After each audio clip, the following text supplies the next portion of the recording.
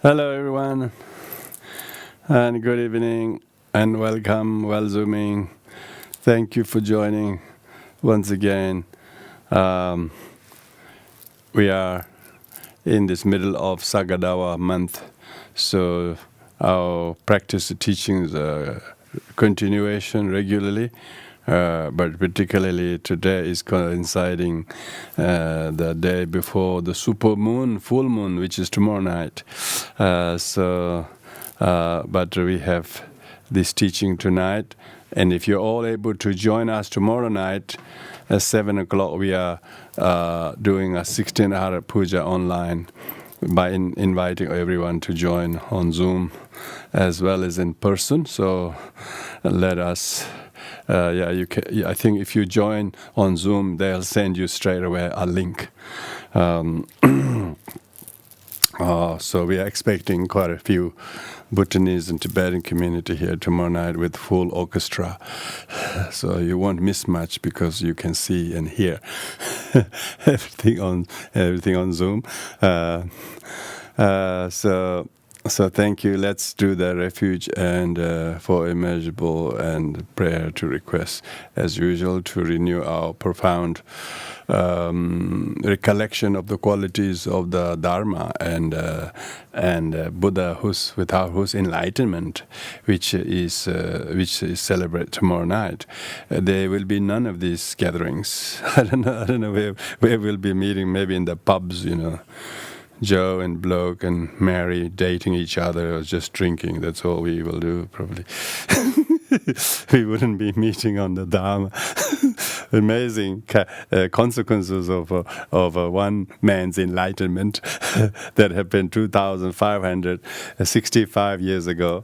That has a great, amazing consequences and benefit that we are able to witness.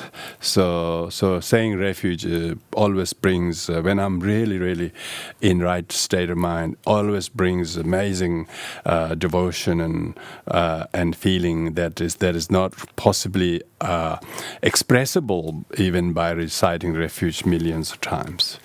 I think that needs to be felt each time we do the refuge. It will do great many blessings, and that's a very personal experience that I have. So my refuge in the Triple Gems is probably more important than anything else.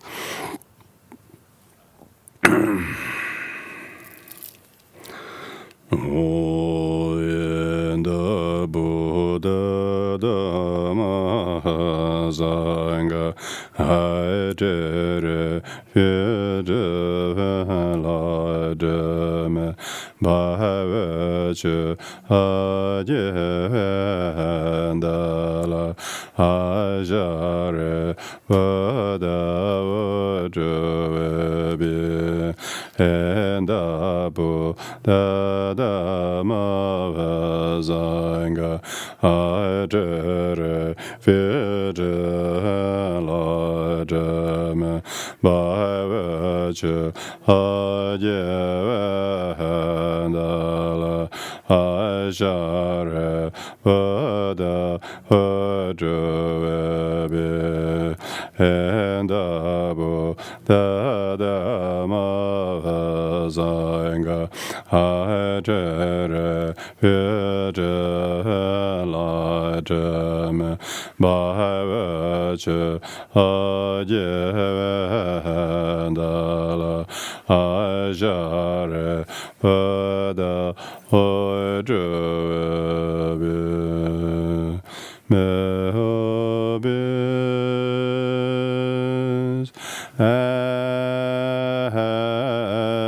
happiness and the cause of happiness, may they be free from suffering, and the cause of suffering, may they never from the no suffering, Meditative Concentration, free from her judgment and aversion to the near and far. May her beings happiness and the cause of happiness, may they be free from suffering and the cause of suffering. May they never bar from the happiness that knows no suffering. May they dwell equanimity, free from her judgment and aversion to those near and far. May her beings happiness and the cause of happiness, may they be free from suffering and the cause of suffering. May they never bar from the happiness that knows no suffering. May they dwell equanimity, free from her judgment and aversion to the near and far.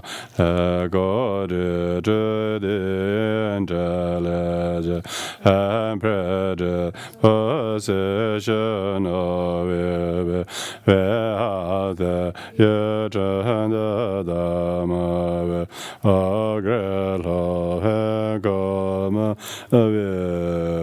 go.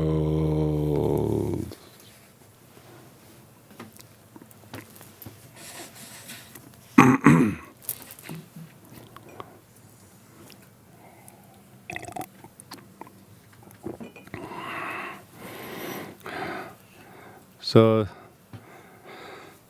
before moving on to teaching, I just thought I was referring to the super full moon tomorrow night, and maybe it's already starting to phase here in Australia very soon. And not only it's a super full moon, but it's also lunar eclipse. And exactly the night when Buddha got enlightened, there was a lunar eclipse. And it is that night, on the lunar eclipse, his son was born. And his son was named after the eclipse, called Rahula.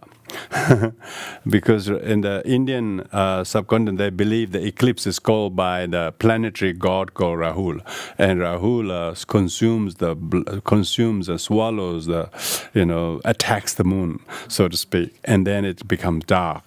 So, and when the very Kapilavastu, the citizens of Kapilavastu, who has been deserted by the prince, escaped for 6 years, then after 6 years, years, a little bit over 6 years, because they don't quite see that night Buddha departed was a full moon, not probably a bit more than 6 years.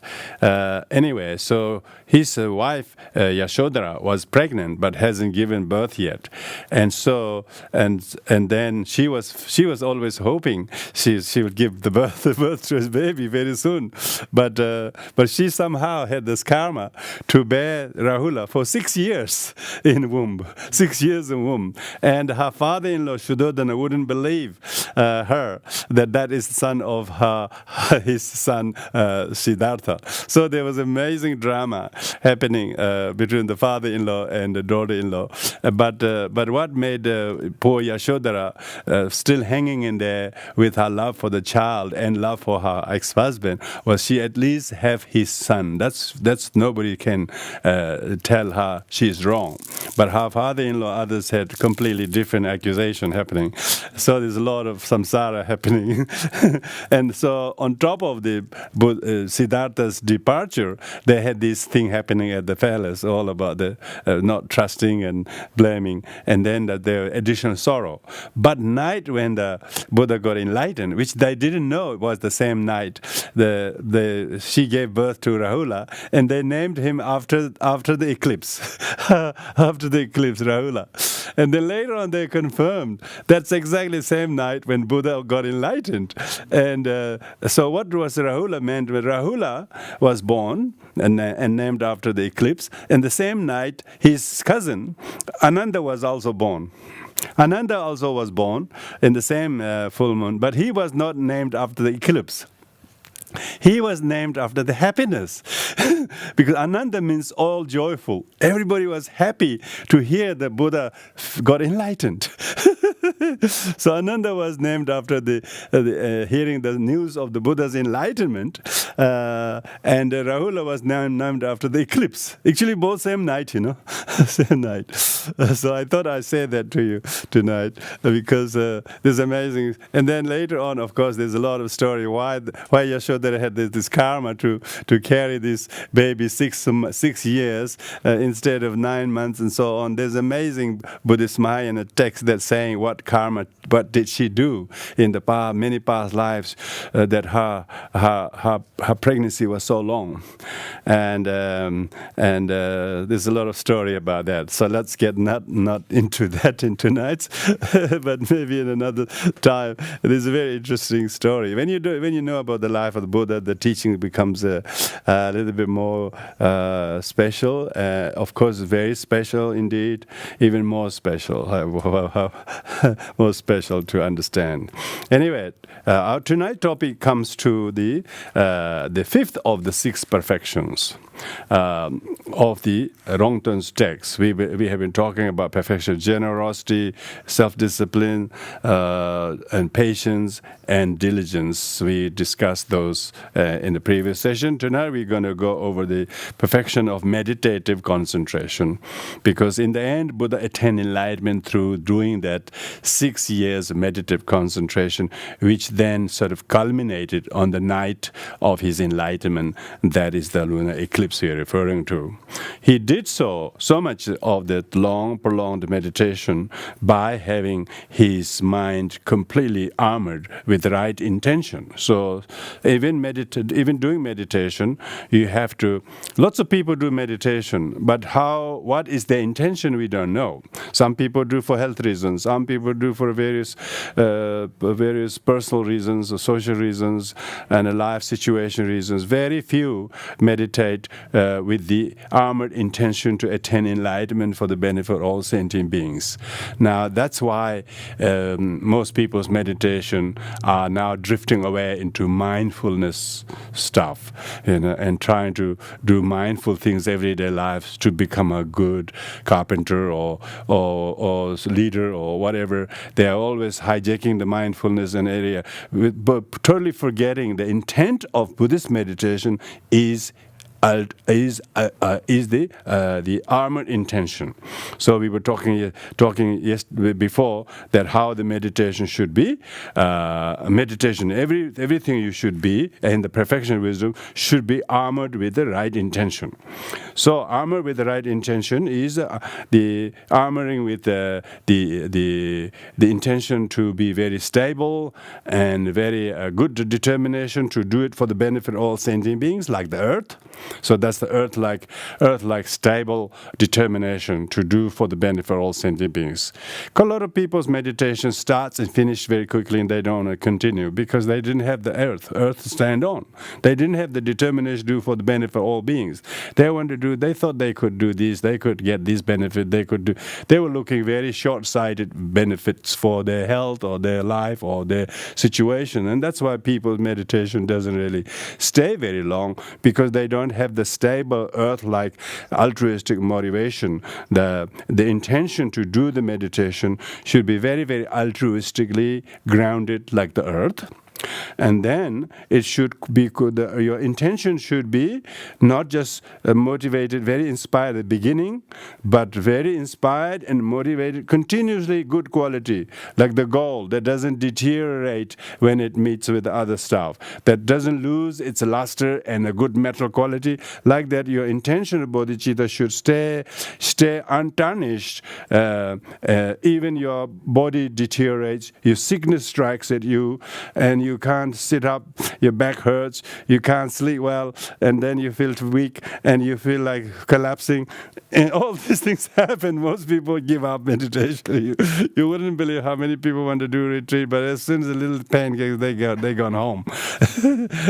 They call the husband to pick me up, my dear, I can't do this anymore. And straight away their motivation turned to be like a aluminium, not like a gold, not like gold anymore. Then all of a sudden starting to missing the people and things like that, and they just can't stand doing the meditation. They have an aversion. They have almost like cross. They're cross at meditation. Why? Because they don't have this. Some people hate meditation. They don't want to sit anymore. They just hate their cushion. They want to pack up their sadhanas, put in the cupboard or something, They don't want to do it, Some people have sent me their sadhanas in the post, I really like that. They're very good. They didn't dump in the bin, at least.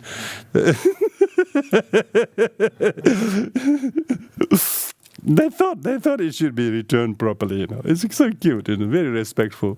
They will always come back to get it later on. But it's very difficult to have this untarnished, like goal-like bodhicitta intention, particularly when you do the meditation, long retreat. We're not talking years. We're talking about even a couple of days. People straight away find they have no sign of bodhicitta at all. It's just all about, I want to be comfortable, I want to sleep well, I want a good bed, I want the right location, I don't want someone snoring next to me. And as soon as you find someone snoring, your retreat's already destroyed, Of course not. When you ideally want to do retreat, you can do solitude. You don't need any snorer except the koala that might visit you. Australian, you might have the visitation of the chirping birds and koala and possums and all. Not the Tibetan monastic have a lot of stories about rats. They have a lot of conflict with rats, and their meditation was completely disturbed by rats. They were really keen. They were saying for the benefit of all sentient beings. They really believed in that. And they really thought that was really doable. But when they have to deal with this just miserable rats who just want small scraps of your food, and they couldn't tolerate it. There was no meditation, there was no tolerance, there was no compassion whatsoever. And it was probably a bodhisattva disguised as a rat. He said, let me check this guy. He looks very genuine. He really put lots of effort, travel all that far, make all the preparation, made this hut particularly. brought this small bag of tsampa to last for 3 months. Oh, he looks so genuine, but let me test him real patience. He's too comfortable without me. That will not make him grow strong. And then a rat comes in. He's a bodhisattva rat, you know. He's not stealing anything valuable. He's just teasing you. He's just checking you. You have those 3 types of patience we talked about, you know. Oh, so it's very interesting, the meditation, you know. When you don't do meditation, you don't know how patient you are, you know. You don't know how to Buddha. It's real in meditation. You really perfect the patience, not perfect, but improve the patience. You really, because you have to deal with your gross aggregate, your feelings, your emotions, your perception, your I did this, I want to do this, all the volitions, and your conscious or unconscious assessment of those. And you're completely facing those 5 walls. And they're not 5 walls. They're 5 aggregates. Those aggregates are much harder than walls to break through, you know, to deal with. Most people their problem is me and my aggregates, and they become the aggregates. And so that's why tonight's topic is very, very interesting, how it talks about. Let's move through these. So the meditation quality of intention should be gold, like improving like a gold, and so sincere in doing the practice that you are, when difficulties catches on you, your motivation is revalued and reassessed and improved like a waxing moon. That's good, you know. Instead of sort of declining the quality of motivation and devotion and refuge, you know, you can really revalidate your refuge also even more so by going through these practices. So that's the armoring the intention, armoring your intention. Second is the application. The application of your practice of meditation ought to be like fire burning the fuel. You know, remember the analogy of application of bodhicitta should be the fire.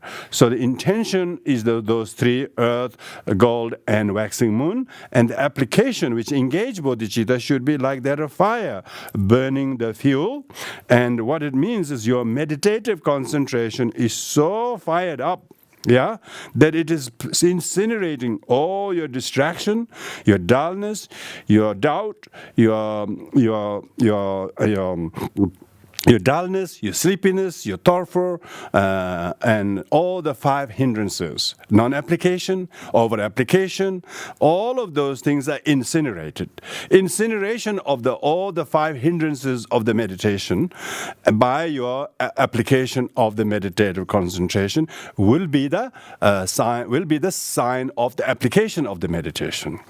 So if you're meditating hours and hours, but your dullness, your sleepiness are not decreasing, but they are winning you. They're almost suppressing you. So you're more giving time on the cushion sleeping and becoming dull or distracted, even though you are in the retreat, but you are still not incinerating. Your fire is too weak to burn the damp wood, you know. That's why the wood should be kept dry, you know. You should wood dry. So you need to understand the fire which we can burn the wood has to be the 8 antidotes. You should employ the 8 antidotes. Application of the 8 antidotes to the 5 hindrances, such as faith, determination, joyous effort, and pliancy. These are the 4 applied kind of antidotes to incinerate your laziness, for instance. Because a lot of people become very lazy. They end up eating more food in retreat than they planned, you know. So their shopping list is increasing than decreasing. So that's that. Retreat supporters can tell how the retreat is going well or not. The demand for the supply of the grocery is increasing. So the sign of the retreatant improving is his shopping list is getting lesser and lesser, less complicated in quantity and so on, and then not many complicated notes. You know, some of the retreatants are so many demands. No, it's not that brand. This brand. I've heard some people, they say, oh no, that brand, this brand, they're always watching the brand. More so, they're concentrating on the brand of food. It would be just oatmeal would be good. I don't know, it doesn't have to be Uncle Toby's or Auntie Toby's, So they're so distracted by the desire. They want Uncle Toby's, that's right. They don't want just the plain oatmeal. It has to be Uncle Toby's sachet one. Those in sachets, they want just pour hot water. They didn't. You see, in Tibetan, there are not many brands, just tsampa. Tsampa, the 30 kilos of tsampa, that's it. That'll get you going for 3 weeks. You wouldn't need a weekly list of shoppings. Oh, that's a sign of not a meditator, a gluttonous, gluttonous eater.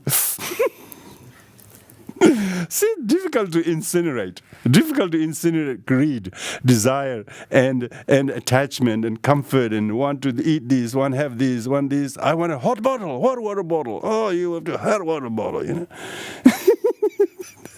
They always need a hot water bottle to take to bed. I mean, this seems completely harmless, really, but when you don't get it, you get crook. That's the whole thing. And all of a sudden, your meditation is wonky. You're just completely shaken. The analogy meditation is mountain.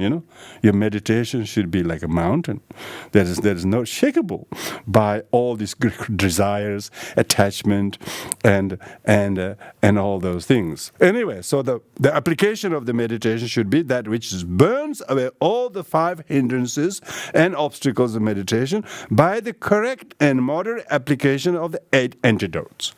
So that's that. That's very easy. Then the third point is laying the foundation of the 4 Noble Truths. Yeah, we have now got to know this structure. Laying the foundation of 4 Noble Truths.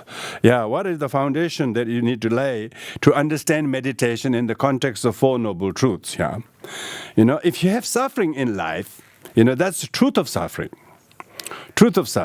The truth of suffering, and the origin of the truth of suffering is distraction. Your distractibility, your restlessness, your fidgetiness, and your scatteredness.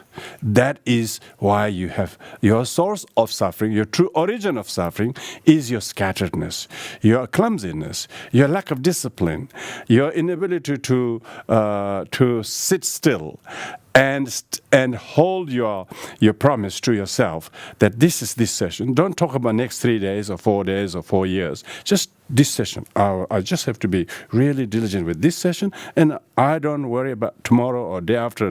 Just focus one pointedly. Because when people are worrying, when people are restless, they're thinking of tomorrow. What would it be like tomorrow if today is like this?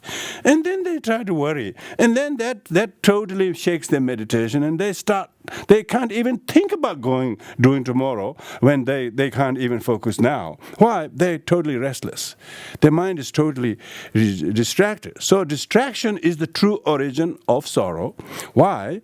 In the context of 4 Noble Truths, the true source of origin of sorrow is here in this case distraction. In the modern and psychology, they talk about attention deficit. Yes, attention deficit is the true origin of suffering.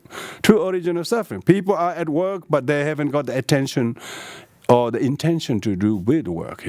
They really wish. They say, "Oh, what a pity! I have to go to work. Such a lovely day." They say, as their lovely day was spoiled by their work. You see. The attention is now going to be deficit because that's their attitude. Their attitude is, what a pity I have to go to work. Such a lovely day, they say. As your job could not be a cause of your loveliness. It is cause of your having a roof over your head, so that you feed your family, so you can educate your children, so you can take them on holiday. So why you have to be so depressed that you have to work? This kind of attitude is attention deficit.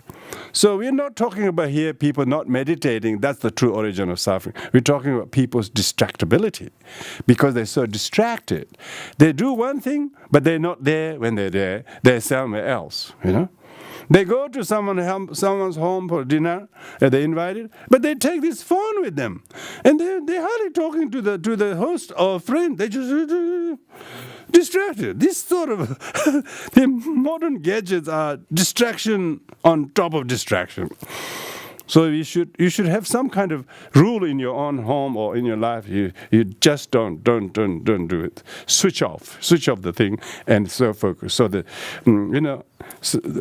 there's some of the monasteries are really having a lot of problem. All these monks have these smartphones and they're sitting in their pujas, but they're not doing the puja. They just checking the messages. It's ridiculously, yeah. It's so they're already very distracted, and they need not another distracting thing. And they tried to ban, they couldn't ban. Because if you know how to use it properly, it's such a useful thing. You can download all the Dharma teachings. You can just watch His Holiness Dalai Lama almost every second day. you can cheer yourself up and all the right things. But if your mind is distracted, it completely takes you the wrong place. You wouldn't believe. So distraction is the truth of origin of the suffering, and all the other sufferings in life are suffering, truth of suffering. So that's the true noble truth. Noble truth of origin, noble truth of suffering, and noble truth of path is the meditative concentration. The meditation is the noble truth of path, because in the Eightfold Path it says right meditation, right mindfulness. These are the Eight Noble Path. Of the Eight Noble Path, meditative concentration is the truth of the path, noble truth of the path. So therefore people have to do meditation in order to be able to follow the path and to remedy the truth of suffering and truth of origin of suffering, and relying on this meditation and then remedying your sufferings is the truth of cessation. Yeah. Then you realize people talk about how meditation benefits them. Yeah, they must have tasted few flavors of the benefit of their enmity or anger or sadness or poor me or all those things they used to moan and groan. They're no longer doing it. Not as much as before anyway. So therefore they have now refuge. You can see their refuge. They already got truth of some cessations. They're hardly complaining nearly as much as before. They're not even saying the things. They're almost like containing within their own minds. So people are already experiencing truth of cessation by their realization of Dharma. When you realize Dharma, isn't it? When you realize when you reconfirm how truthful the Dharma is, how great a blessing the Dharma is, it empowers you to reconstitute your mind, then any indoctrination will help you. Quite a lot of people can bury their head in a book or novel or something for 3 days, but what they do, they just pass time. There wasn't anything in the book that was really worth it. They just pass their time, and there's some people. But when they get to really read a true Dharma book that really wakes their spirit up, and then it completely changes them how they think from here onwards, and they somehow saying, this is for me, this teaching is what I believe, this is so much truth, I wanted to walk along this line of the teaching. This is so beneficial for me, and people actually starting to then change their habits, drop drinking or smoking or whatever life habits that they have not been able to shake off. Then they're able to make amazing transformation of themselves. So these are small, I would say, truth of cessations. Gokbe-denpa. Nirodha Marga. Nirodha meaning cessation. Person he's not going to the pub anymore on Fridays. He's coming home straight. Very good. The family doesn't have to keep checking, where did you go all these hours? He comes straight from work, straight from this, and he does his meditation. He's very lovely and tenderly to everyone. You see, amazing shift. And this will bring blessings. And that's why we have husband or wives booking their husband and wife for meditation. Because they can see the change in them, and they say, this is good for you. Please go and do the meditation. As long as the Dharma centers don't rip you off with charging too much money. Yeah, I've heard quite a few genuine students say, why is Tibetan Buddhism so expensive? I mean, poor thing, they may have not tasted the benefit of it, So then they don't see any benefit practicing, but you can see the husband's wallet is getting thinner and thinner. Of course, we want people to see greatly benefited by doing the practices until they witness some fundamental shift in their partner, in their life, and how they treat Acha. Then they do that. Of course, that's the true gem. That's the true gem of Dharma. Dharma gem is not a sort of wad of text, wearing around your neck, like an amulet. Traditional Buddhism, they wear all these amulets here and there, all the neck, like a dog collar or something, but they don't practice any of that, That's a real kind of the theistic Buddhists are like that. Buddhists believe in charms and power of lamas or monks, and not in their near understanding and realization of the teaching. That's more important. Educative Dharma is more important than the kind of theistic healing associated with powerful lamas and powerful mantras. This is really magic and mystery. These are all followers of Alexander David Neil's book. She wrote a book called Magic and Mystery in Tibet. She should write Facts and Facts of Buddhism. I think I should write a book called Facts and Facts of Buddhism. Magic and Mysteries in Tibet. And you wouldn't believe. When I read that book, I couldn't believe, This is when I was like 17 or something. I read that book. I said, this is true, Did this happen in Tibet?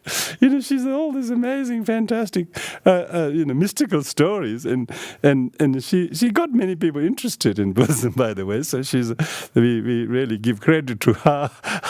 She had a very, very deep understanding of Dharma in Theravadan Buddhism and so on. But she got really...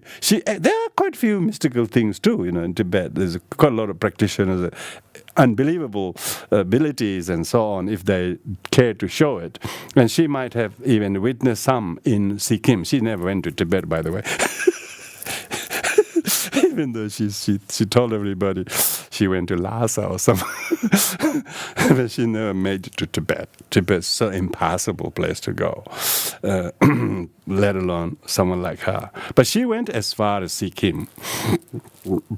One of my colleagues and friend, he did a deep research on her, and he completely, she completely proved that she never made it to Tibet in one of the Tibetan Studies conference, and most of the people were disappointed.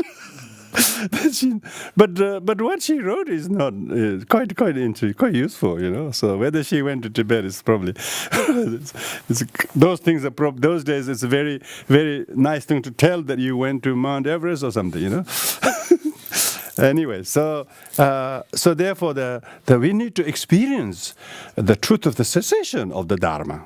How it has changed you, shifted you, changed your attitude and views and wrong views, and proven them to be wrong for what they are wrong. When you have that, then there is this. It says that truth of cessation is when you have freedom from suffering and their causes at your liking. Because you will not be focused and fixed on pointing suffering and causes of it to others and things. Because you know the truth, origin of suffering is your distraction. Your suffering came from that rather than what other people may have assisted you to do this or that or whatever. So you don't waste time in pointing finger at the wrong stuff or secondary stuff when you can easily identify the near and real cause of the sufferings. So therefore you have your meditative concentration. By relying on the meditative concentration, you are less subjected to your affliction. You have more fitness to stay away from the chances of defilements seizing you. Yeah? Defilements seizing you. How do you do that? You are doing your daily practices, you're reading, you're studying regularly. As a result of that, those defilements are kept at a bay, At least they are not clogging or they're not increasing by the day. Your daily prayers, daily confession, daily rejoicing, daily refuge is helping you to keep them at a bay. And so you are less, almost like you are socially distancing from affliction. Very good. Socially distancing from afflictions. When you're socially distancing from affliction, as that is the society, then you are in good retreat. then you are in good retreat, and who will find suffering? Who will find suffering? When your cause is not there, the result wouldn't be there. When you don't sow the seed, you won't grow plants. And they say one reaps what one sows. Yeah, when one sows mindfulness and contentment and loving kindness, then all their antitheses are naturally distanced and incinerated. Those they are near you. So that's the gist of the Four Noble Truths. Rongton makes a very big point about how to interplay the Four Noble Truths in every Buddhist topic. Here he's going in relation to 6 parameters. Okay, so that's this. And now then the main thing is what is the meditative concentration? So now we're talking about what is the meditative concentration. That is the noble truth of the path. Yeah, meditative concentration are 3.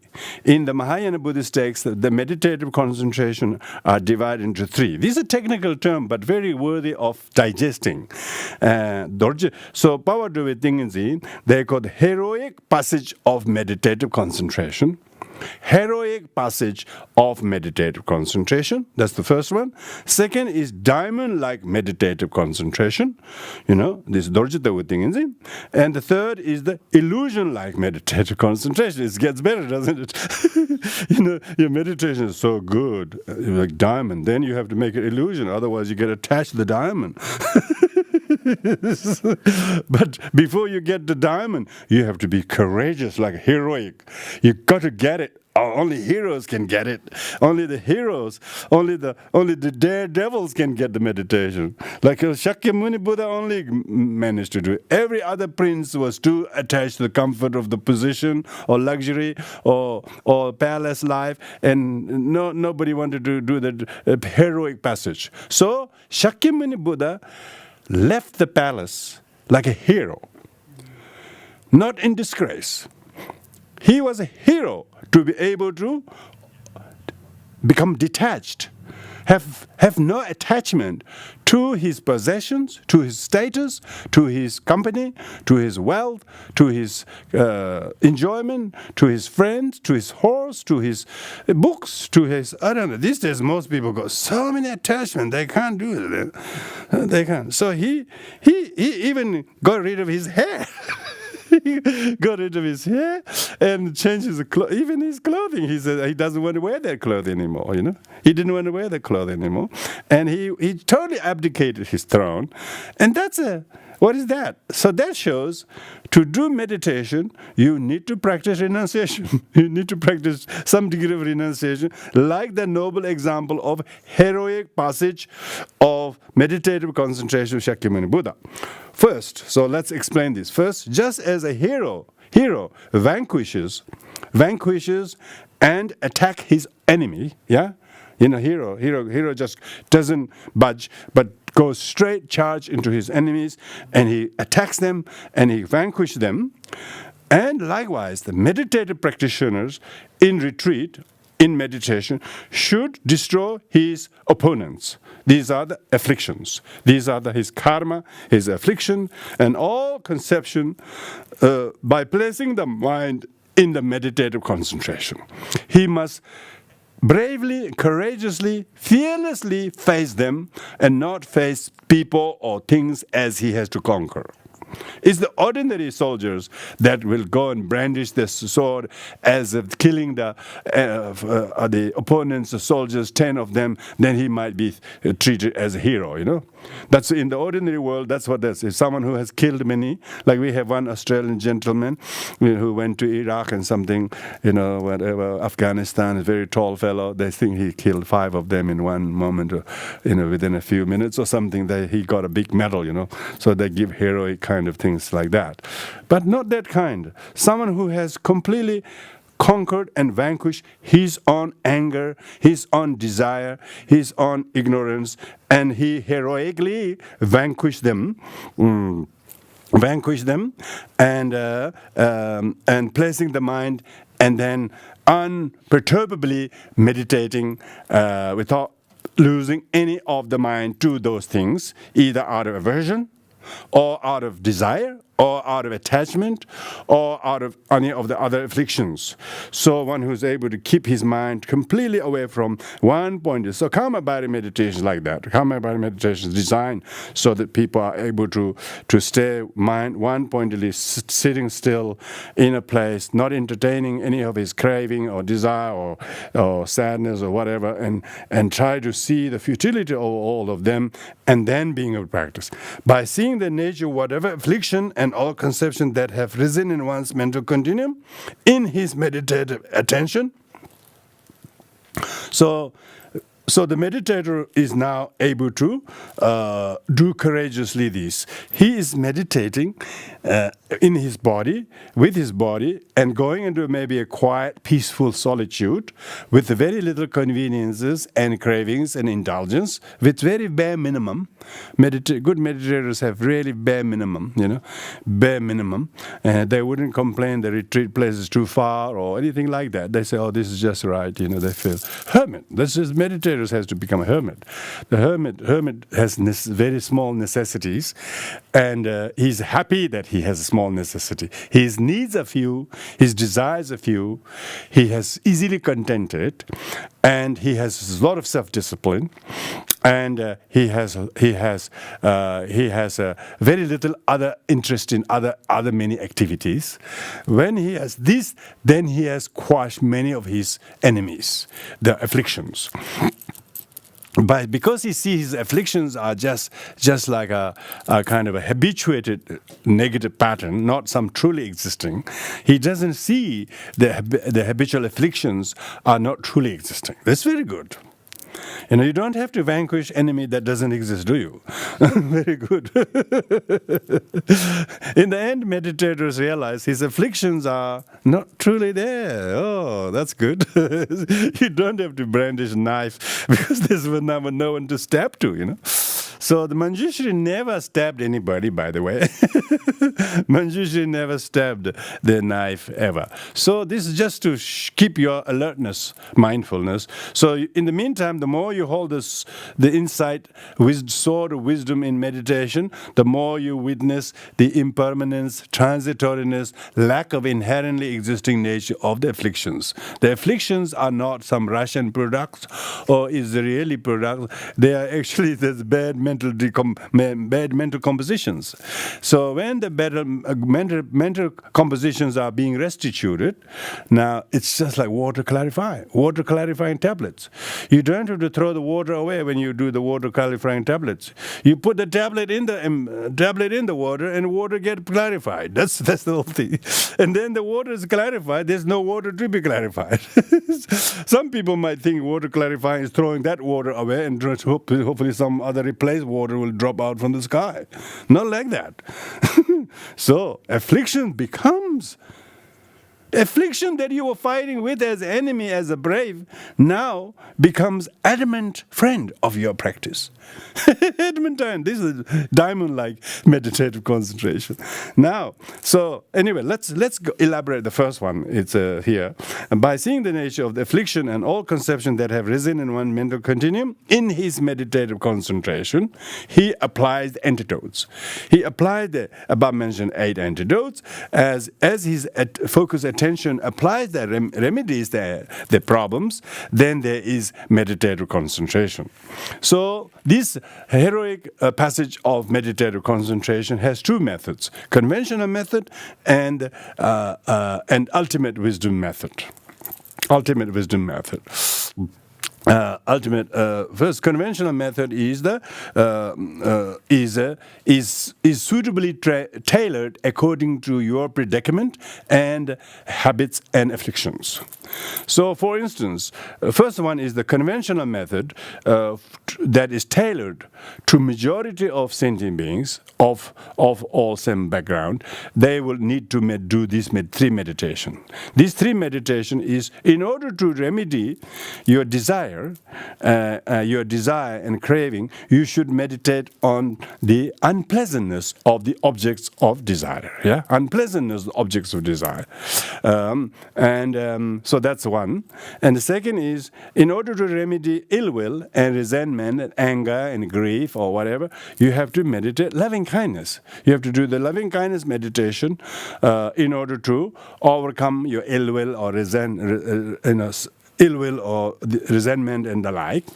So these are, and in order to remedy your ignorance and confusion and misunderstanding, you have to do the meditation on the interdependent origination. Now these three are very classical, yeah? Meditation on the unpleasantness to remedy desire, loving kindness to remedy hatred, and meditation on dependent origination or emptiness to remedy ignorance. Now let's go through each of them a little bit more in depth. The first one has three meditative concentration. First one is meditating on the unpleasantness of the objects of desire. Because most people's desire comes from exaggerating the desirability of the objects of desire and then could not think but to just wanting and desiring that to entice by temporary sensorial pleasure, but actually, and then exaggerating the desirability of the object. Yeah? So for that, meditate on the unpleasantness as the antidote to desire. Unpleasantness of the object to desire and as an antidote to desire, because you have to meditate, you have to make that desiring mind to become undesirable by thinking of the undesirability, by meditating on the ugliness or unpleasantness of the object. So for this, first of all, the first one, now it's going to the first one in depth, yeah? The first one in depth. Now this will not please quite a lot of people, but that's because we are all desiring creatures, you know? People don't like to think of the undesirability of their husband or wife or, like that, you know? They think, I got the most gorgeous man in my life. Yeah, of course, he's a gorgeous man. Your gorgeous man has to be meditated into this unpleasant forms. And now that doesn't really mean it's to decrease the quality of your relationship with them or your loving kindness to them, but you are falsely making yourself to exaggerate them something permanent or something desirable in itself. So therefore, first, unlike a timed meditative concentration, so because usually when you are desiring something, you can't think of the past, you can't think of the future, you can all think of that, you can all think of that object. You cannot switch your mind off but that. Then one severs the desirous conception by closing the eyes. First close your eyes, and one should stop the desirous thoughts as soon as it arises. As soon as one discovers the thief, one calls out for help, don't we? Likewise, when you discover the desire, you say, oh, here's the thief. He's a thief. One should view the very body one desires as a heap of filth, like a corpse abandoned in the cemetery. Now, this is traditional Buddhist meditation. This is some have to actually go to the cemetery to meditate. It causes its cause is Then you look at the body. You look at the body that you are. The body that I'm desiring is made out of father's semen and mother's blood, and the effect is this this solid, gas, and liquid, what we call, filled with 36 impure substances. So, by the way, they list all the 36. I wouldn't, not in this text, it lists, Rongton says 36 impurities. The body is the city of bacteria. And it's true. You wouldn't believe how much of them exists in your mouth alone. The most foulest part of your body is not the other end. It's this end. it's your mouth. Yet people desire mouth. The body is a city of bacteria. It's a bag of pus and blood. And it's true, we just basically, that's what they call gas, liquid. It's a skeleton of joint bones. It is held together by nerves and ligaments and tendons. And it's true, One should meditate on the unreliable nature of the body, let alone its desirability. How? It says, again, one should meditate as it is stated in the Mother of Perfection Wisdom. This is perfection wisdom itself is very articulate. Oh, Shariputra, Buddha, this is the Buddha's words, Rongton didn't make this up. No, can I? And then he quoting the Mother Sutra, Oh, Shariputra, this is Buddha, of course, Buddha said, Oh, Shariputra, Bodhisattva having relied upon the perfection of wisdom, meaning the meditation perfection, should meditate on the perceptions, on his or her perception of what they're desiring. Is it really desirable? Let's find out what are the desirability of the thing. So he says, Bodhisattva having learned perfection wisdom should meditate on his perception, which is, in this case, the perception is correct perception. Usually all perceptions are imperceptions.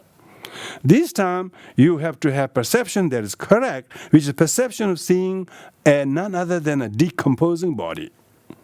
First, think of the body that you're desiring as a decomposing body. So that's the first one. There are 9. Second is perception of body that is bubbling, frickling, like saucepan. Oozing a little bit here, a pimple bursting in the pants.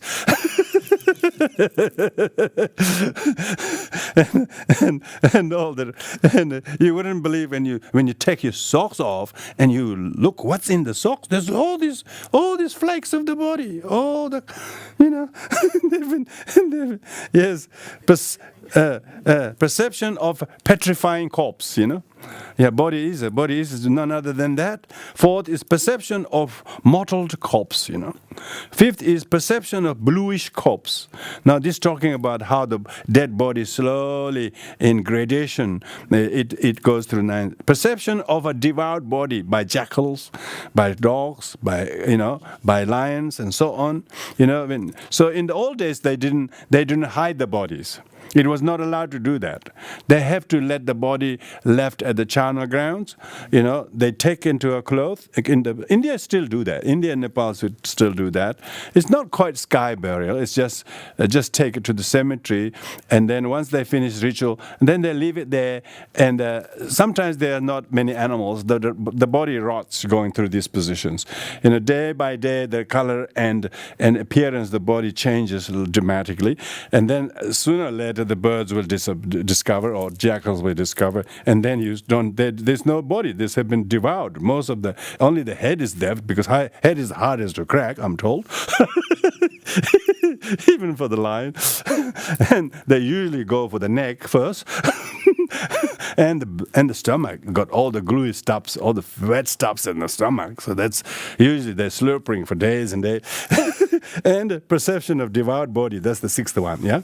And perception of devoured body, and the next is perception of a scattered corpse. Now that body is not only have been devoured, but bits and pieces here and there.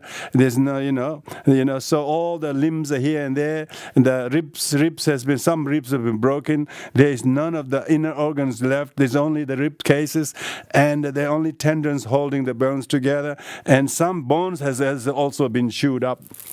Eighth is perception of rotten corpse. If it hasn't been sort of consumed by animals, it will be now completely rotten.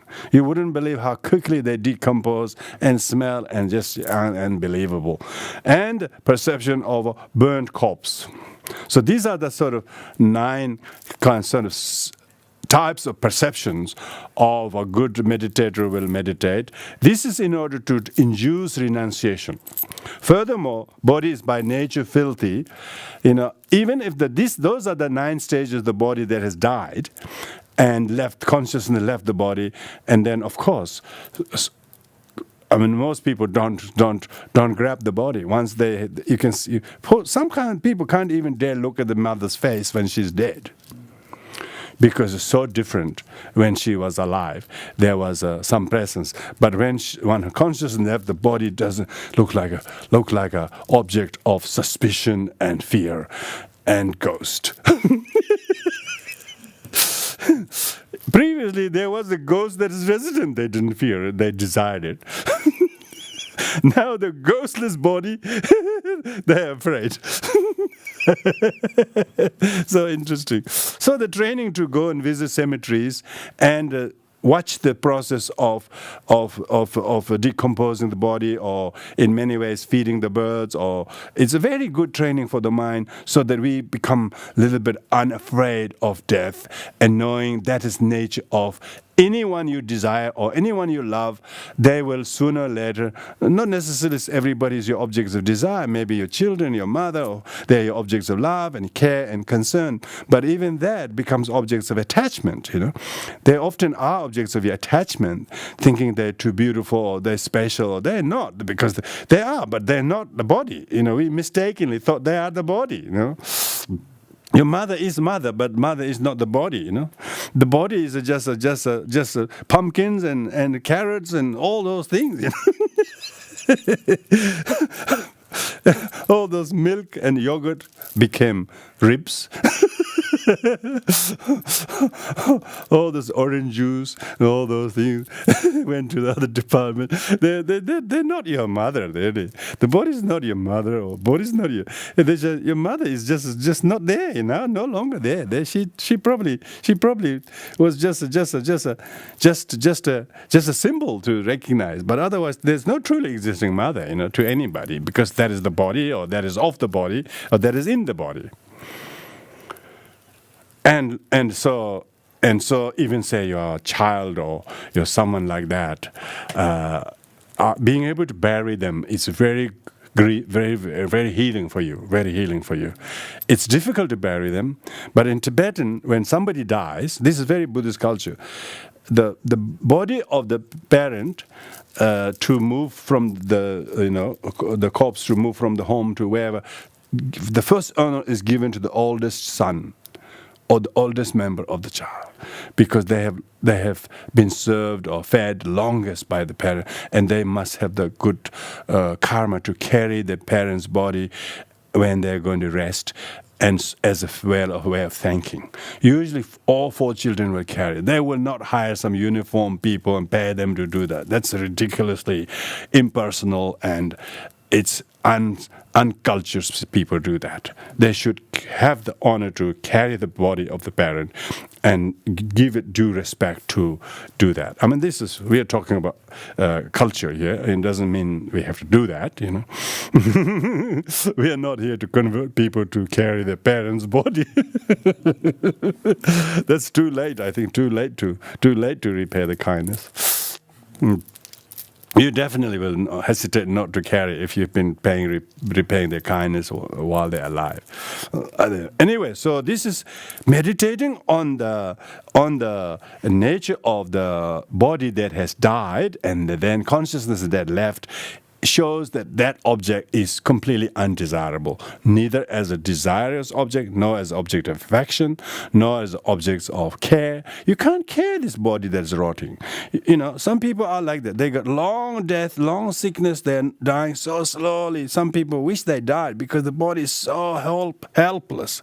You have to most of the time wash them, clean them, feed them, only to come out the other end, and mostly not digesting. Anyway, so a lot of people who has cared for someone dying, they actually can see how hopeless their body is.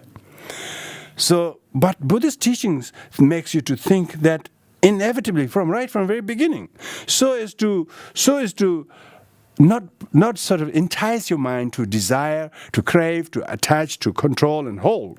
So this meditation is very good meditation. A lot of people don't want to meditate this. They think this is for monks who are passionate about the opposite gender or something. It's not. It's much bigger agenda than that. This is primarily to cope with our craving and wanting the attention and love, or someone to hold, someone to keep. All these things, we think that we are much better at. But these are cause of our attachment and addictions. So in order to prevent the addiction from happening, attachment from happening, we meditate on this inevitable nature of the body. Even body hasn't yet died. So what should you do if you desire the body that hasn't died yet, that still looks young and beautiful and so on? It says, furthermore, the body is by nature filthy. Even somebody is not dead, by nature, all the 9 orifices are just the outlet from where all the things are coming out. Everything that comes out from any of the orifices are dead, whether they go eye wax or ear wax or snots or mucus. At least these are from this end, this end, the earwax, these are over here, over the head, and not to mention the other 2 ends. Other 2 orifices, you have no doubt they are sources of filth. Even those that comes from the upper orifice, they're all filth. Who wanted to keep any of that, They're all filled. The tissue box everywhere in Australia. That's because of that. Because all the orifices constantly discharging every sorts of things. And that's what the body is. The sources of oozing, crippling, all these things. It's like flying saucepan, cracking and always coming out. And you wouldn't believe people are snorting and coughing and coming out these big lumps of green stuff coming in the And what? Nobody has any clean sputum. Because this body is a machine of impurities. It processes and it amazingly manages it going, but otherwise there's nothing really desirable that is in the body. Therefore, body is by nature filthy and unpleasant. You can see your body, even though you wash and you will put a new shirt and jacket and put a new tie and go to work, after 3 hours you start feeling soggy. Yes, the clean shirt becomes soggy because of not the shirt by itself, because of the body contact. And the body is the source of everything that is unclean and ugly, unreliable, transitory, and lacks any form of freedom. By its own nature, from a baby, it becomes a child. From a child, one is in the prime youth, and from youth it become age, and then unattractive. Straight become crooked, handsome become ugly, and beautiful dimples become beautiful wrinkles. When dimples become wrinkles, you know what it's talking about. All kinds of blemishes appear everywhere that you can't hide enough by cosmetics. And unattractive. Or one should know that due to certain diseases, such as many skin diseases like leprosy, chickenpox, or cancer, immediately body become completely repulsive. You wouldn't believe how many things growing here and there. There's all kinds of lumps appearing, and they couldn't keep the limbs straight. They're always moving or shaking. People have various signs of old age. So the purpose of meditating on the unattractiveness of the nature of the body is to reduce your craving and desiring the undesirable as a desirable, which is a delusion, really, which is very much a delusion. It's not just for people who are observing some monastic vows or not. Even for lay people, it's very, very helpful. These are teachings of the Buddha. He wouldn't be teaching these for just to keep people's mind off thinking of the objects of desire. It's for the monastic. It's also for lay people. Also, some people else, their mind couldn't switch off. They're meditating, but they're only thinking of something they're missing.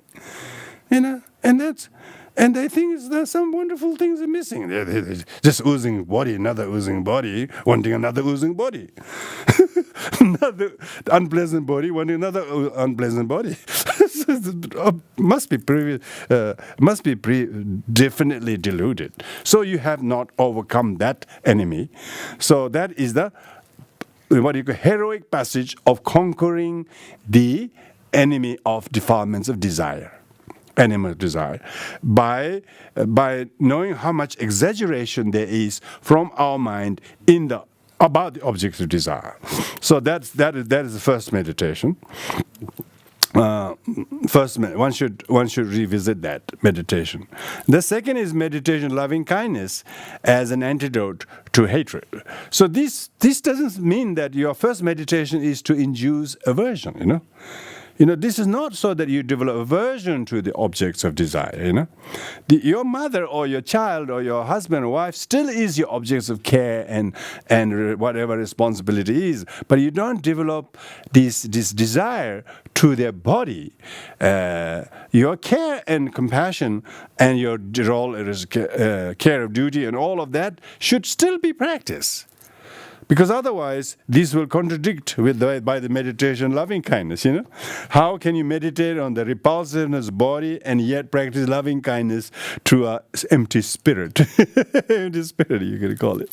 Yeah. So meditation on loving kindness as an antidote to hatred. When people have hate, they don't hate spirit. They hate the person who they say is this tall or black or white or this or that. So they have the actual image of the unpleasantness of the object, but they hate the object. So when someone becomes enemy, so someone has become enemy in your mind, is because you have hate to them, not because they are enemy. They are not written with the forehead enemy. They don't look enemy to everybody. The only one who has hate to him sees as enemy, but one who love for them, they see lovely. They have someone care for them, they have say careful. So the object has no identical appearance. So when someone becomes enemy, which means one has ill will towards them. One should skillfully learn how to perceive the object as the virtuous friend, as an object with which one should quell one's ill will. The object is a projection of the object you project to, but actually it's your ill will, your hate towards someone. If you have ill will to someone, it will quickly translate that to many people. But those who don't have lot ill will, they don't find many enemies. They don't find it. Everyone, they look the good in them. They see whatever they do, they don't see any bad that is harmful to you when you have no ill will. This is amazingly powerful. So, but when you have ill will, doesn't matter where you go, you will always find enemies. The enemy seems to follow you because your ill will is the reflector of it. So, when harmed by evil spirit, the Buddha taught how to use peace for those who can be subdued through peaceful method, and how to use aggression to those who can be subdued with aggressive manner. So meaning you can use a little bit skill for maybe fierce compassion for the others, not because you're aggressive to them for the sake of quelling them, but being aggressive because it's only through that they will understand. They will totally undervalue your peaceful approach, and but you do it intentionally out of goodwill, out of goodwill. So that's why we have all these wrathful Buddhas. They are so angry. They are fierce compassion. They can only conquer those objects only by using the same methods, but they use. And otherwise they would not be tameable.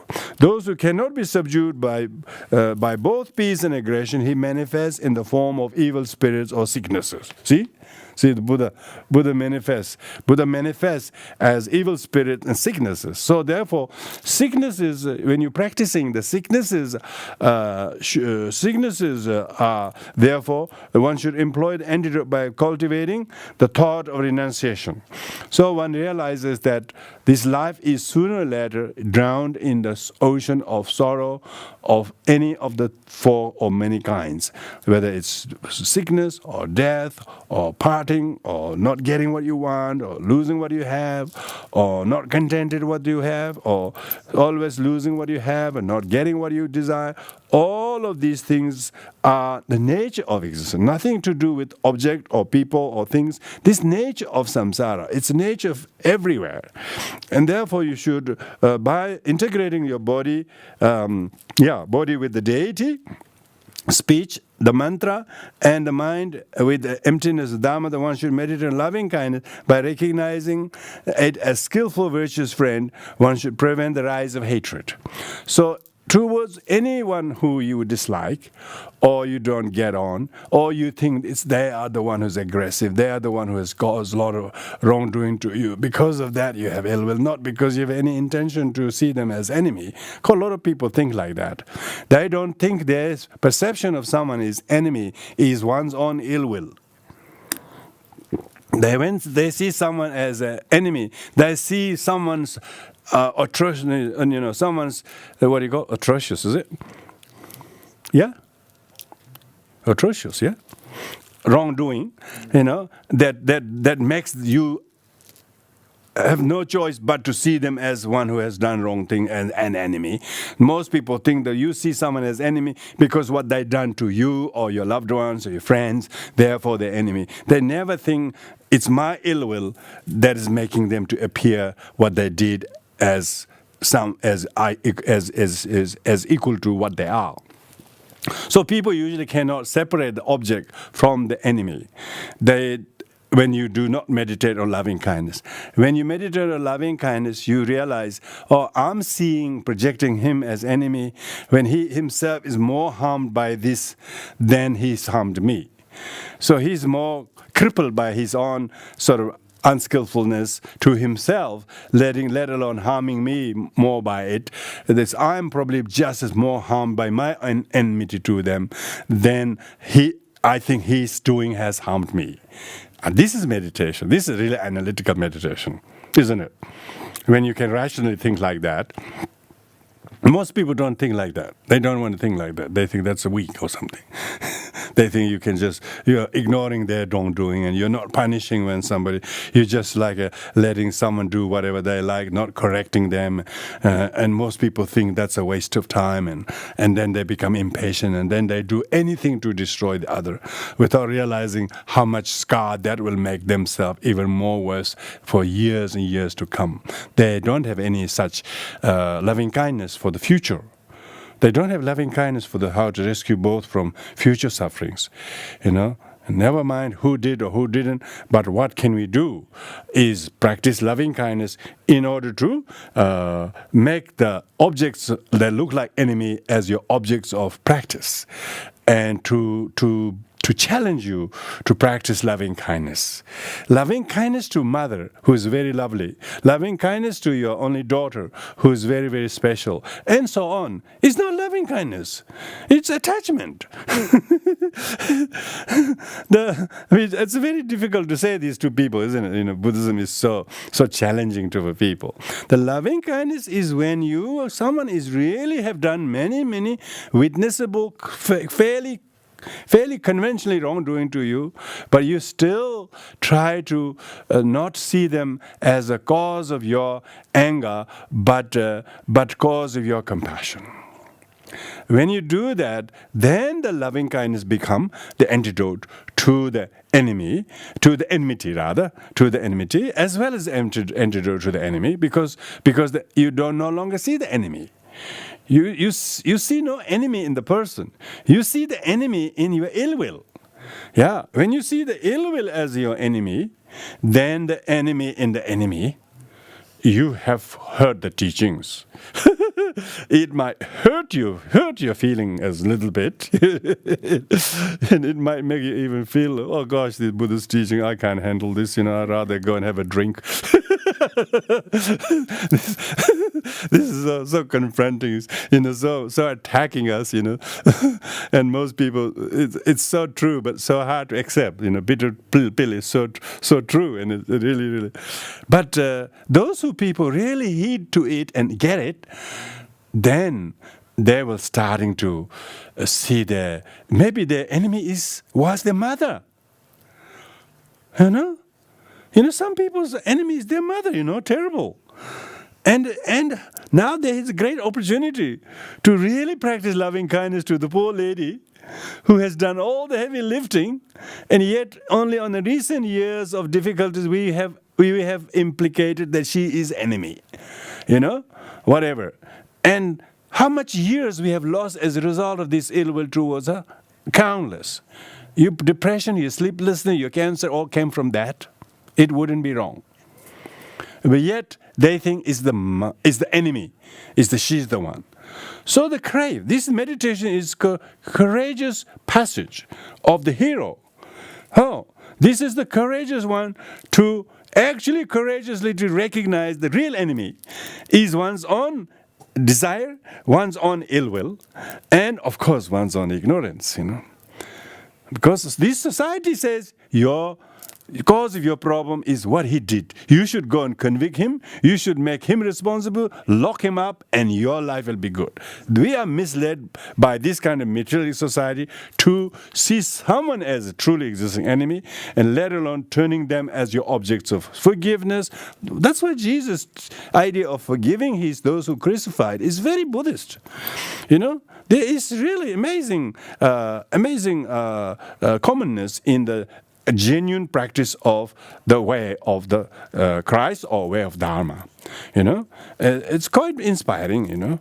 I can always relate to the people say when the Jesus died on the cross for the sake of sentient beings. That's a very weak way of putting it, but Jesus forgave those who crucified. It's very powerful, and that's exactly what Buddhist teaching says. Don't develop enemy in the person, but your ill will is the real enemy. You can't destroy that by killing somebody.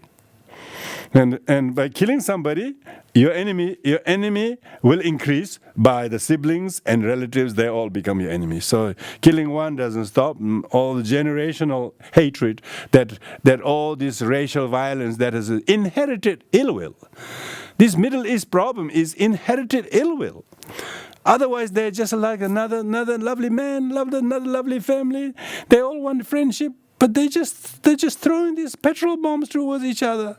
They took years to build those buildings. They destroyed them in a minute like that. So senseless waste by ill will and enmity. So the practice of meditation on loving kindness is how to overcome the true enemy that is one's own hatred. Even if the other were to attack you, your loved ones, criticize you, hit you, one should practice loving kindness, thinking that it is the truth that the other is seized by poison of affliction. The truth is the other one who's hit you is seized by the poison, and you are about to hit them back as another seizure, two double seizures. One is suffering this seizure, another is this seizure.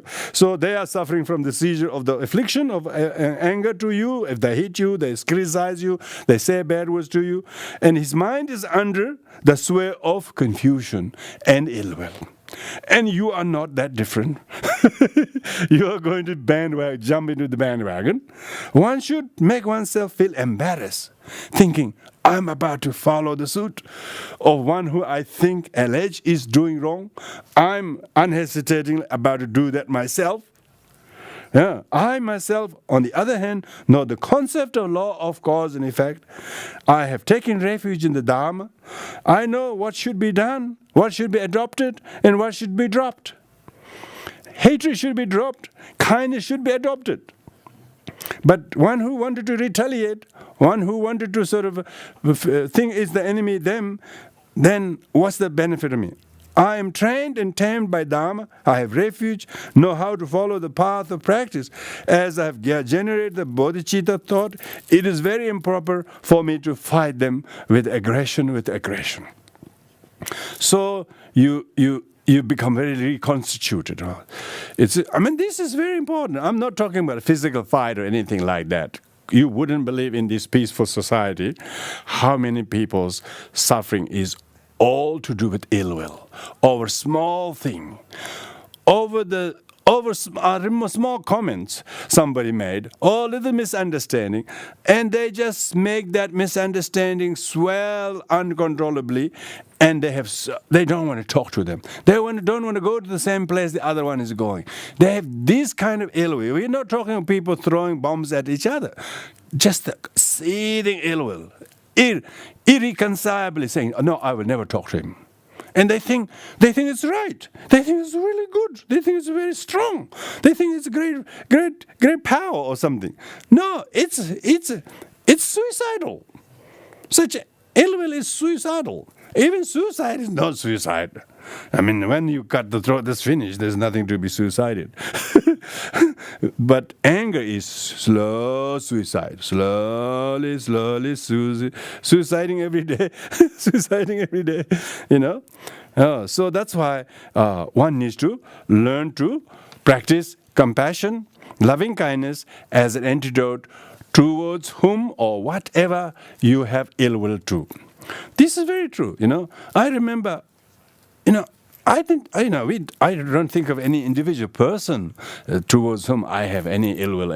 But when I thought about what happened to our country or people, and when I was just a high school boy, like 15 years, I couldn't believe, how did this happen to my people, And I was 100% angry, and I knew they were totally wrong. I think they shouldn't have been allowed to, and we should go and raise arms and do whatever. Because it's quite natural to think like that. And Later on, I remember I was spending a lot of time in Lumbini, in very quiet, peaceful, and just such a desolate place, but yet so sacred, where the Buddha was born. And there I was, among the only 15 other monks, and often I'm helping the pilgrims to tell about the Buddha and his life and all these things. And then the teaching starting to strike a chord in myself, And they said, look, how about you, guy? You have all this seething anger to what happened to your country and things like that, and it's very difficult. But when I read Shantideva's chapter on patience, and I said, this is the material, And every time you read it, it's so true. And there was not a single doubt that there was a big lesson of being practitioner was to quell your own ill will against this illusory enemy, You have no idea how the problem is so complex. The problem is so complex, and it's so simple also. The problem is so simple. If you really look at it, those people who came charging from China to Tibet, they came with the intention to liberate those Tibetans who are serfs, who are completely taking advantage by, I don't know who they think, and they totally believe in that, They totally believe in that. Those PLO, 15-year-old soldiers with uniform, very rosy cheeks, only know how to shoot any Tibetan.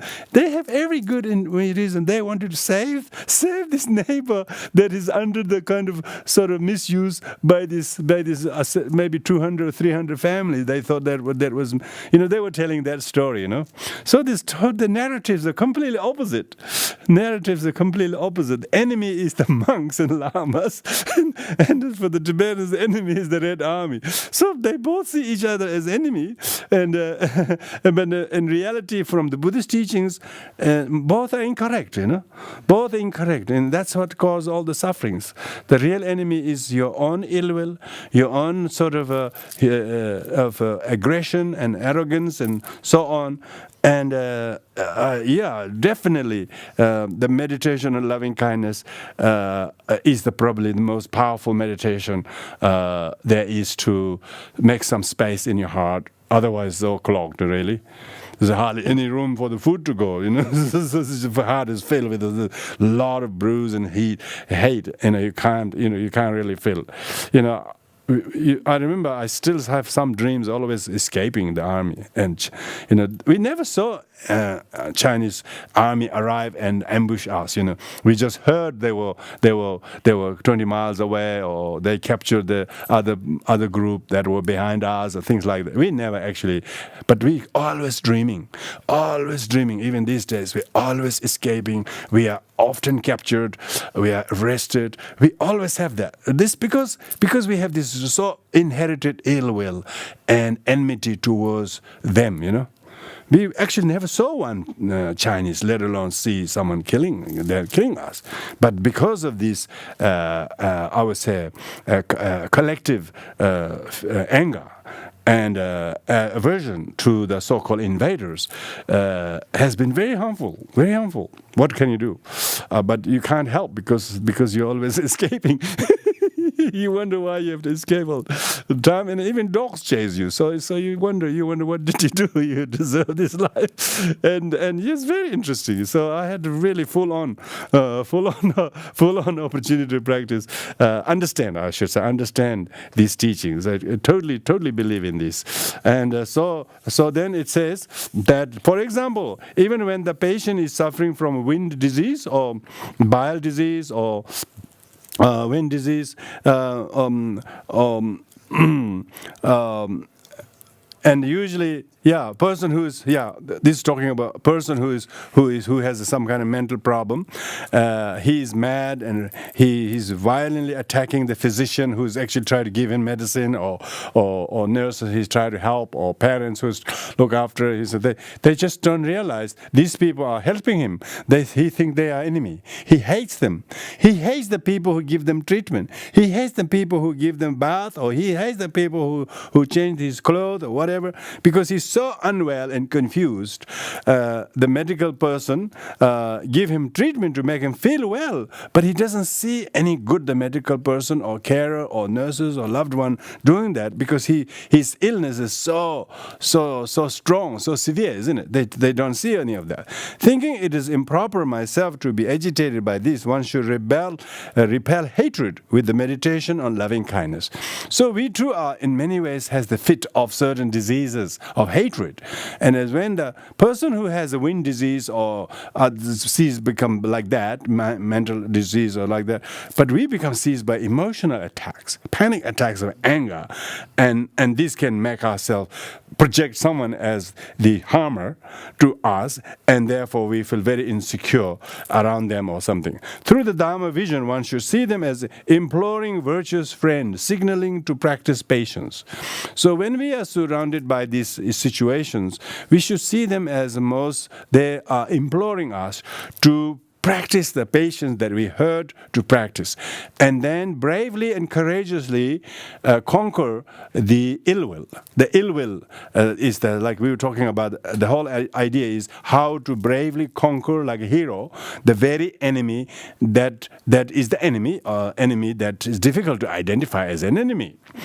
And if that also does not accept the antidote, one should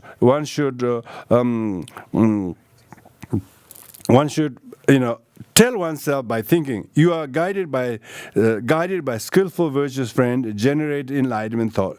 Shouldn't you perform deeds of benefit to others? So when you have these kind of objects of aversion to whom you feel anger and enmity towards, you should see these are the disguised form of Buddhas and Bodhisattvas. And this is actually making me to conquer the real enemy in me, which is very difficult to apprehend. So when we can apprehend our own ill will by noticing what they are doing, then they are the actual messengers to tell us to recognize the real enemy. They're actually helping us to conquer. So they actually are not our enemy. They're actually helping us to recognize the true enemy. So that's what the Dharma is, that which teaches us to do this. And with this in mind, one needs to now learn to negotiate with the meditation. Your meditation on loving kindness should be done not because you feel so lovely towards everybody, and then you want to feel even lovelier. You want to sort of improve the loveliness towards them. That's not loving kindness meditation. Loving kindness meditation is always dealing with objects of ill will. When loving kindness is meditation, loving kindness, when all your ill will has been eliminated, and then you have loving kindness. Maybe it's object by object. It's amazing. If you can remedy your ill will towards some particular group of people like I was talking about, it's amazing sign. Then you can't be bothered to developing a similar enmity towards anyone, let alone a group of people. You can see complete waste of time because you've been there, waste a lot of years in thinking it is them, they're doing wrong, that your life has been harmed, when actually your own self-attachment and selfishness is making you to not recognize the real and ill will of yourself is the true enemy within you. So the true enemy is very difficult to recognize unless you put this goggle on. And this goggle is Dharma goggle. You have to wear this goggle, and then you can see that you have this resident ill will, resident enemy, resident enemy. They have resident enemy. You know. Next time somebody says, "How many people live in there?" You can say, "Oh, there's heaps of us, heaps of me, heaps of me." Next time you should do the Australian Bureau of Statistic forms comes. You should tell them, "Oh, I got few friends. Do you want their names as well?" 4 demons usually. 4 demons of Mara, aggregate, demons of aggregate, demons. Lots of Maras. And you wouldn't believe some meditators in the room meditating, all of a sudden they crack. Oh, they think they got all the problems out there. No, they realize, no, they are not a problem at all. It's all your own made in the home. Then they're laughing. They're laughing, They're laughing. Laughing. Very good, very good. They realize, oh gosh, what a stupid waste of time. All these years, all this time, we try to go to people, go to authority, go to this, as if someone is causing me all the problems, all these problems. And the real brave ones who's got heroic, but he doesn't need any weapon. He just needs the vision of the meditation. He just needs this insight to know and to have the ability, have the literacy to recognize, read their mind and their thoughts and emotions, and then see how illiterate we are and how illiteracy is a terrible cause of backwardness. Yeah. We thought literacy was a great achievement. What's the literacy of literacy, but not literacy of emotional? So now when we become very literate emotionally, we realize that not to see ill will and anger as the enemy is true illiteracy. Any education, any degrees, any kind of accolades you have are just wall decoration. But one who have truly recognized the inner enemy and then quell it and transform it and as a cause of growth, and then you will have amazing goodwill towards anyone. Yeah, then all the previous mistaken objects of enmity becomes all objects of forgiveness. I should never waste even an hour thinking ill of him or her, then, and let alone all those years. What a waste of living that was. That was all death. They were like dead anyway. We weren't alive most of the time. So that's why when we discover Dharma like this, then we have truly revived, we have resuscitated, we have truly become enlivened. Buddha one is awakened one. So when you wake up from that kind of sleep, then you really see. So that's the second one. The third meditation, which I'll finish off, not because it's less important, but too profound. too profound, is meditation on the wisdom of discrimination, on the law of interdependent origination as antidote to ignorance. So that's the third of the first meditation. This is all heroic passage, meditation, heroic passage, heroically passing through the meditation. In post-meditation period, one should perform prostration, and walk around the stupas, the temples, to purify physical obscurations. By reading sutras, recitation of mantras will purify your verbal obscurations. That's the physical and verbal. By meditating on the meaning of emptiness and dharmata, it will purify your mental obscuration. And you should meditate that everything that you do not understand, the emptiness of things, because you think they are truly existing. When they are not truly existing, they are dependently existing, that when you think it's independently truly existing. So one needs to meditate on the dependent origination of such as the 12 links of interdependent origination. If you meditate on the 12 links of interdependent origination, how the afflictive links, the first 8 and 9 of the 12 links are all affliction: the ignorance, craving, and grasping. Ignorance and craving and grasping are the three afflictions, links of the affliction. And because of these three afflictions, then there are actions that are manipulated by these three afflictions. And so the volition, the action, all the contact, and all the feelings, and all these things then makes us to so mesmerize by the actions under the sway of these three fundamental afflictions. And when these three fundamental afflictions have seized us, it makes us to create volition, or means action, physical action, verbal action, mental thought. All of these are creating sanskaras. Sanskara means mental formations. Mental formation, the opinions, the thoughts, fear, enmity, all of these things are then machinated under the spell and influence of these three afflictions. Under the three spell of the affliction, it creates the karma. Yeah, so this to be talking about the true origin of the afflictions, a true origin of the karma. So the truth of origin of suffering is karma and affliction. Under this, then it produces the sufferings, suffering of old age, sickness, death. All of that. So the suffering is never produced by people or enemy. They are all produced by the three root affliction: ignorance, grasping, and craving.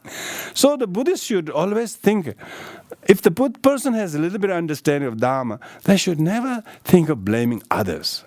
Sure, others played some role that wasn't necessarily always helpful. But when you are a Buddhist, you know the true origin of sorrow is the three afflictions and any other actions that was consummated under their influence, either by us or by others. It doesn't really make any difference. We are totally capable of doing self-harm. We are living proof of it. We're living proof of all the self-harm caused by our own consummation of our own actions, be they craving, be they feeling, and be they grasping and attachment, and all those things we did are the machination, are the activities, and then the result is the suffering. The result is the suffering. So meditating on this, meditating on the dependent origination means think like that.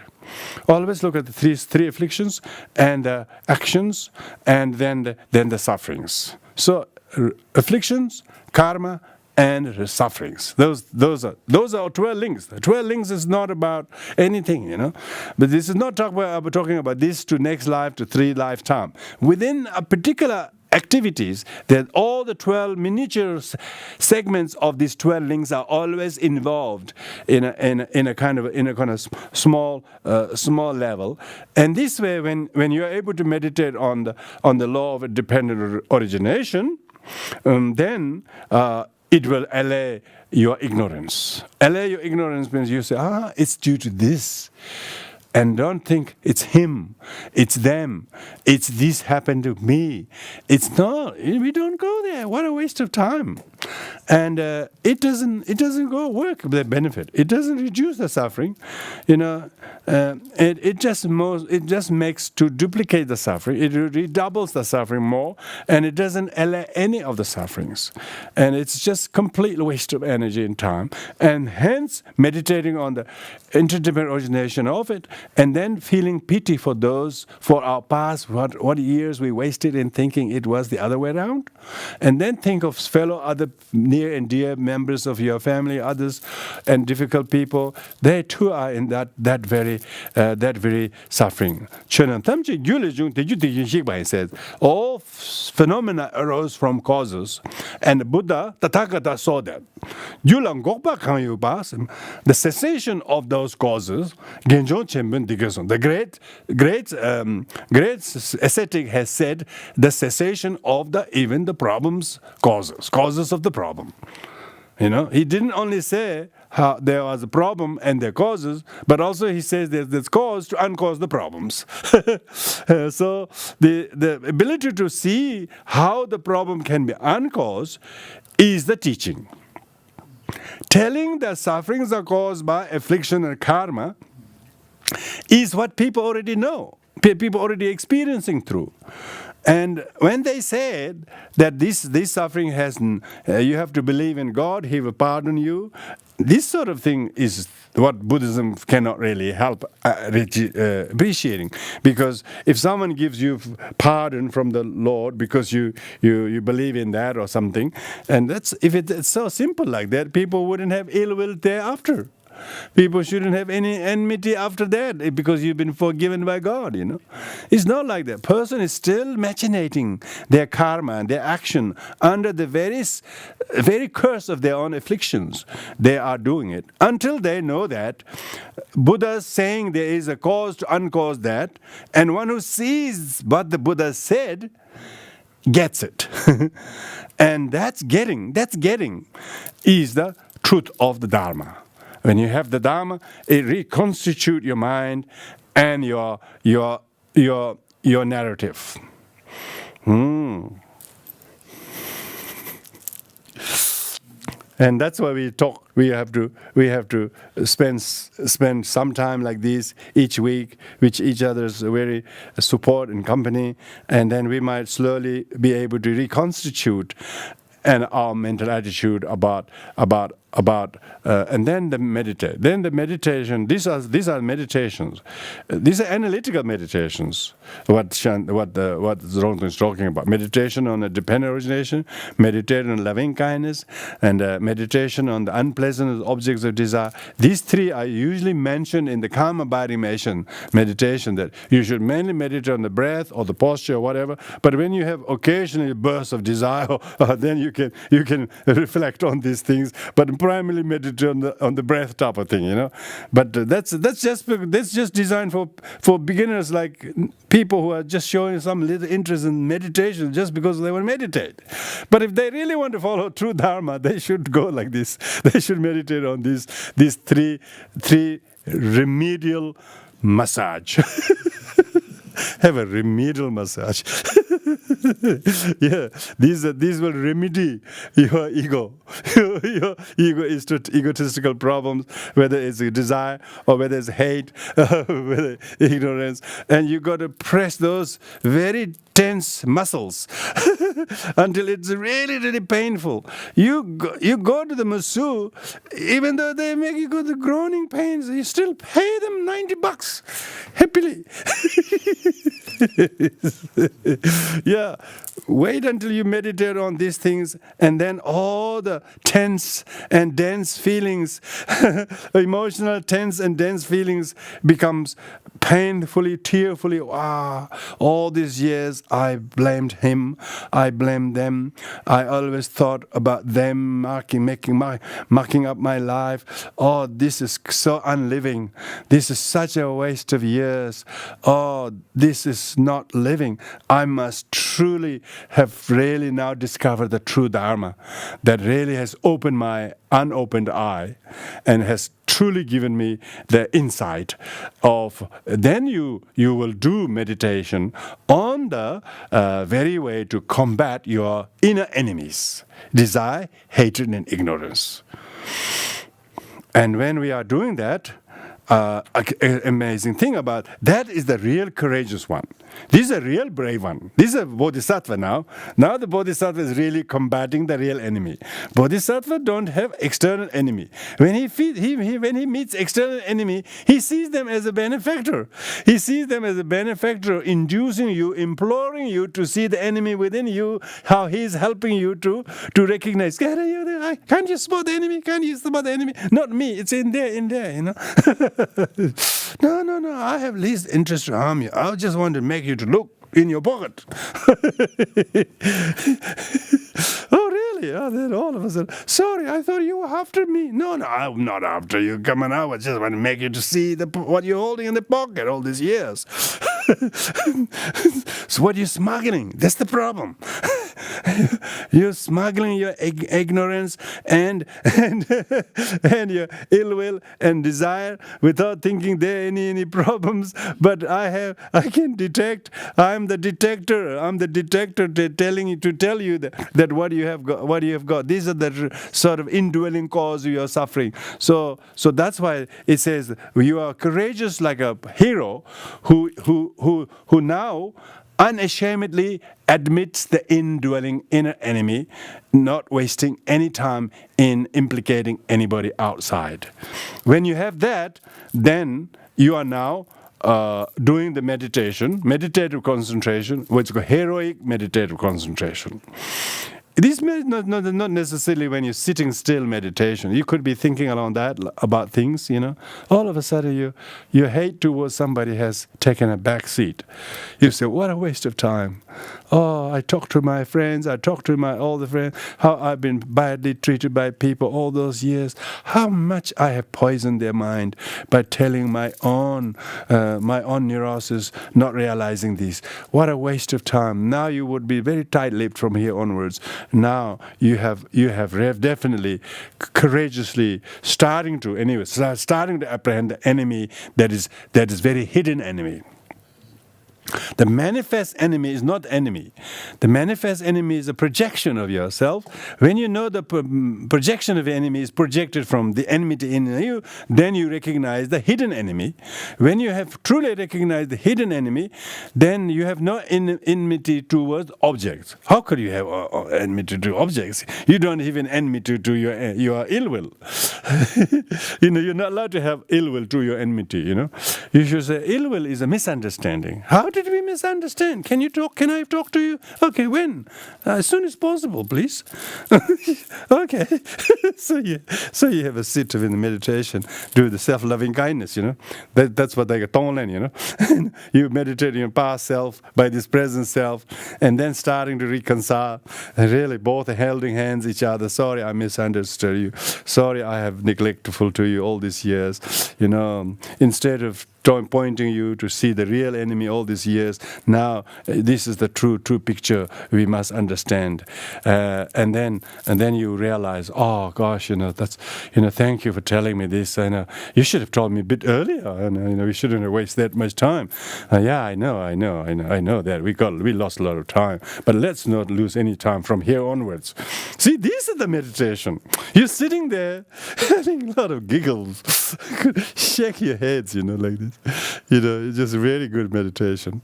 You don't have to sit still when you're doing this meditation. You can sit there, wow. You can be self-talking quite a few hours. Oh, yeah. What a waste of those years. And then you have lots of realizations. This is called realizational Dharma. Tokpecho, you realize Dharma. And then your eyes and your mind sees your mother or someone with amazing forgiveness and gratitude and compassion And then you have this amazing revitalizing revival of your love for her that you never thought was possible, revival of your compassion to her that is long overdue, revival of your patience that is always useful, and then you will do anything to feel those waste time and energy of the past are now purified by doing any purification practices. Then your daily recitation or meditation practice you do has an added purpose. It's not a commitment, not a burden, it's a lifesaver. When your practice becomes like a great cause of enthusiasm, that means you have a very good reconstitution of understanding of Dharma that is completely boosted, boosted your fitness to understand. And you can see physically and emotionally very bright and very true and very thankful that your mind is spending time to think and listen and heedfully contemplate on these ideas. And you can see what a bright discovery of these teachings are. Like they call the English poet, I forgot his name, he called the Buddha the light of Asia. I think if he was to write those poems now, he would call light of the world. He was quite generous when we say light of Asia. But now, when the whole world is really responding with an educated way to understand, it is light of the world. And the Buddha is, light of the world. That's why we visualize always the sun, solar disk, lunar disk. It's only matchable, only comparable to the powerful, to the light of the sun and the moon, the Buddha's wisdom and his compassion and his amazing gift that we all can cherish our friendship even more because of that. Otherwise, I don't think I'm any interesting person to you. I don't read the same books as you. Very, very little commonness there. But because of the little prism of the Dharma, and we have this bond because of the amazing wisdom and the truth of the Dharma. So that concludes the first of the three meditative concentration on the heroic passage on the path by conquering the three fundamental root afflictions by doing these three remedial meditation on those subjects. So with this we will conclude here tonight. Thank you, everybody. As a reminder, tonight is very good, and tomorrow is even better because of full moon. And if you can devote your time to boost your practice and prayer, and tomorrow morning is very good to take precepts if you can on your own. Even you are not in retreat, but still good to take precept on your own and devote some time to practice. Whether you can, and if you can join tomorrow night at 7:00, we're doing the 16-hour puja with as many people as possible. As I mentioned earlier, so with this, thank you, everybody. We will do the dedication of merits and share these blessings, not only to people, but to our tomorrow and tomorrows and so on, that we may have this kind of conscience to not see things outside, but see them as a reflection of our mind at work that needs to be understood. And then you wouldn't believe how much more cautious and skillful and helpful our mind can become in negotiating our life's journey. Thank you. Om by this matter me ho ga deva penzage omnes me hale be from the ocean badare zene de herenda Mahayana Buddhist whatever merera have me because there was to the Mahayana teacher courage manju shinyo de hasama trabadra de la follow it on the exam I shall de mer the excellent body jida teba where no yeranza where has been bo me really without generation.